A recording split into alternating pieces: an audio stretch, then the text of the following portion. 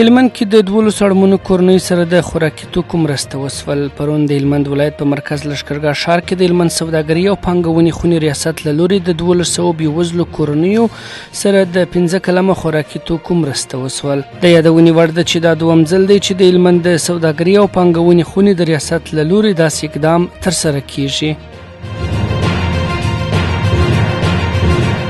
د کندهار د سوداګري او پانګونې خونې مرستیال وایي تیر کال له کندهاره 353,000 ټنه تازه وچه میوه، حبوبات، طبیعي بوټي او معدنیات بهر ته صادر شوي دي چې ټولیز ارزښت یې له 330 میلیونو ډالرو اوړي. د صنعت او سوداګرۍ وزارت پر ټویټر لیکي په تیر 1400 لومړي کال کې د 1225 میلیونو ډالرو په ارزښت توکي له افغانستانه پاکستان ته صادر شوي دي، په داسې حال کې چې په 1400 کال کې د 511 میلیونو ډالرو په ارزښت صادرات پاکستان ته شوي دي.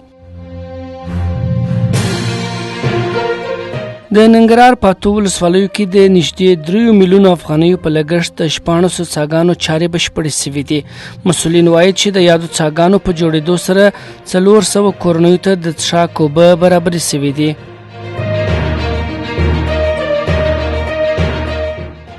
پاکستان په ټول هیواد کې د حکومت خلاف جنګیدونکو ډلو پر وړاندې د عملیاتو خبر ورکړ. د پاکستان د ملي امنیت کمیټې تیر ورځ اعلان کړی چې په ټول هیواد کې د حکومت خلاف جنګیدونکو ډلو پر وړاندې نوي عملیات پیلوي.